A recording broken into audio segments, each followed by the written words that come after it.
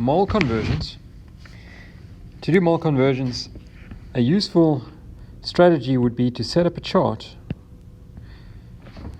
and at the top left of that chart we are going to put the given information, and at the top right we are going to put the unit that we want. So in question 1 it says an old penny pre-1987 is nearly pure copper. If such a penny has a mass of 3.3 grams, how many moles of copper atoms would be in one penny? So we're going to put 3.3 grams over here, and then our conversion factor is going to be on the right hand side. The moles are going to go at the top, and the abbreviation for moles is MOL. It's not much of an abbreviation, but there it is. And since we are dealing with copper, we need to figure out what the mass of copper is. So I'm going to go to the periodic table, and we're going to look up copper, which is here. Now the number at the bottom of every symbol on the periodic table, like the 63.55 for copper, tells you the mass of 1 mole of that element in grams. So 1 mole of copper is 63.55 grams, 1 mole of silver is 107.87, 1 mole of gold is 196.97, and every element on the periodic table, if you look at the number underneath the symbol, it tells you the mass of 1 mole of that element in grams. So copper is going to be 63.55 grams, and now we simply cancel grams, and then we do the math. We can take 3.3 and divide it by 63.55.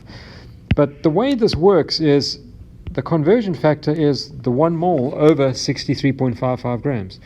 1 mole is equal to 63.55 grams if you're dealing with 1 mole of copper. And since the numerator and denominator of that fraction is equal, that fraction is equal to 1. So multiplying 3.3 by this fraction is not going to change the value, but it is going to change the units. So 3.3 over 63.55,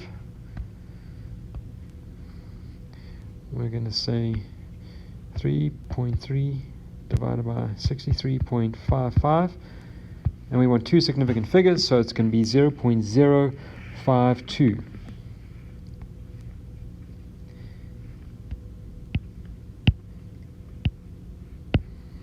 0.052, and the unit that was left was moles.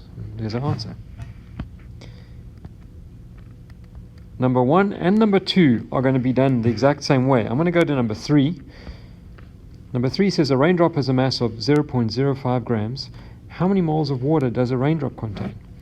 So on the top left we're going to put the 0.050 grams, and on the right hand side we're going to have 1 mole again, and now we've got to think about the substance we're dealing with. It's water.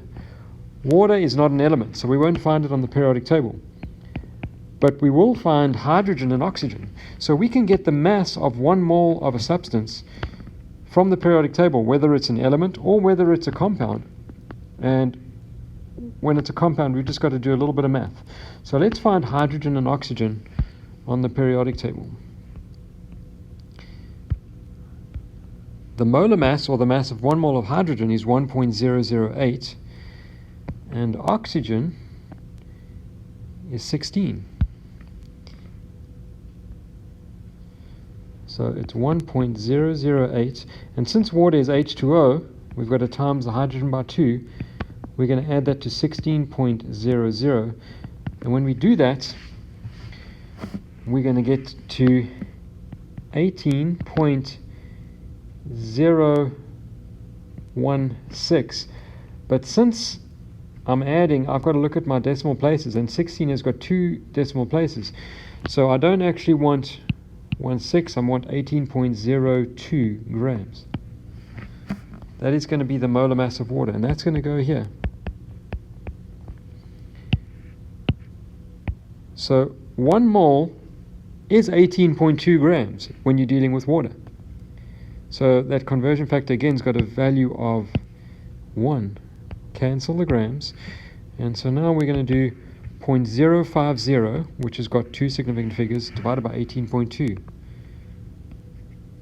0.050 divided by 18.02, and so it's going to be 0.0028 if we round the 7 up to an 8. 0.0028, and moles is what we want. Number 4 is a little bit different from number 3. That's why I'm going to do number 4 with you. It's still dealing with water, but for number 4, they give you the moles and it's asking for the mass, it's asking for the grams. But on the top left of these charts, you're always going to put the given information. So 15.0 moles of water. We're going to put the 1 moles at the bottom now because we want to cancel it. And then the 18.02 that we had for the previous question goes over here. So now you can see moles are going to cancel, and we're simply going to multiply 15.0 and 18.02. So 15.0 multiplied by 18.02, and it's 270.3. I want 3 significant figures, so I'm going to call that 270 with a decimal point. So 270 with a decimal point, grams is the unit that's left. Number 5 will be done the same as 1 and 2, except you're going to be calculating the molar mass of sodium chloride. So I think you could figure that out on your own. And number 6 is going to be done the same way. Let me go ahead and do number 6, since that formula seems a little bit more complex. So it says a chocolate chip cookie calls for 0.050 moles of baking soda. We're going to put 1 mole over here, and the compound we're dealing with is sodium bicarbonate, which is NaHCO3. I've got to get the mass of all of those things. So sodium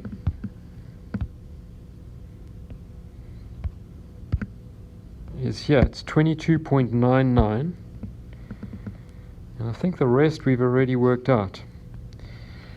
So 22.99 plus hydrogen is 1.008. Carbon, well, we didn't actually see carbon. Let's find carbon quickly, which is here, 12.01.